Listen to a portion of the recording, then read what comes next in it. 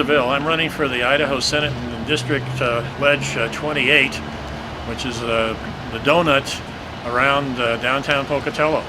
It includes American Falls, Chubbuck, Fort Hall, northeast Pocatello, southeast Pocatello, Ingham, McCammon, Downey, and Lava Hot Springs.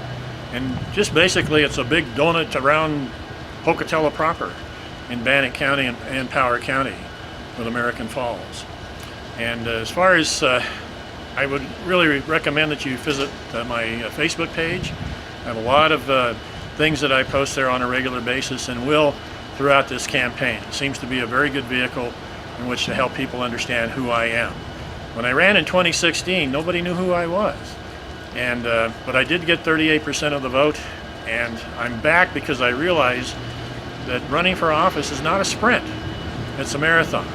And I had about 70 people that donated to my campaign, and I really appreciate it, and I want to continue on with their confidence in 2018. And I learned a lot in 2016, and I'm going to apply that in 2018, because quite frankly, I think Idaho is dominated by this the Republican Party, and a lot of things that they're doing I don't necessarily agree with. I think the people are great. All the candidates are great and super people. It's the ideology, and especially with education. You know, nothing to brag about when you're 48th in the nation, and the average is $11,000 per child, but Idaho spends $6,900.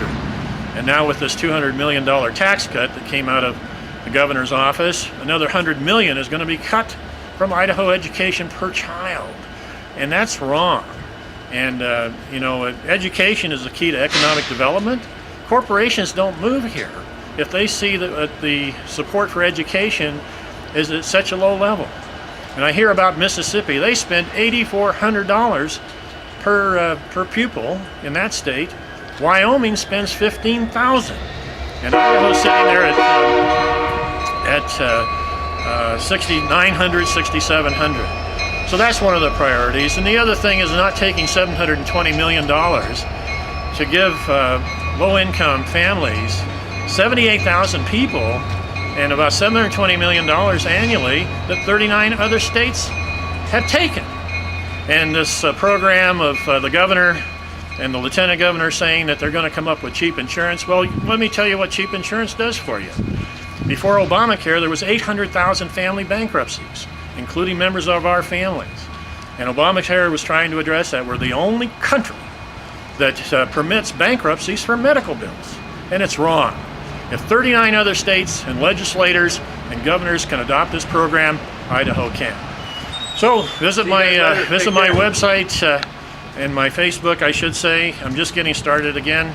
But I think if I'm elected, I will do my part to at least have another voice besides the corporate voices of 200 political action committees that give to the GOP incumbents in this state, and also work very hard for families. And I'll be around. So 8 months to go. We'll see what happens. And thank you for interviewing me.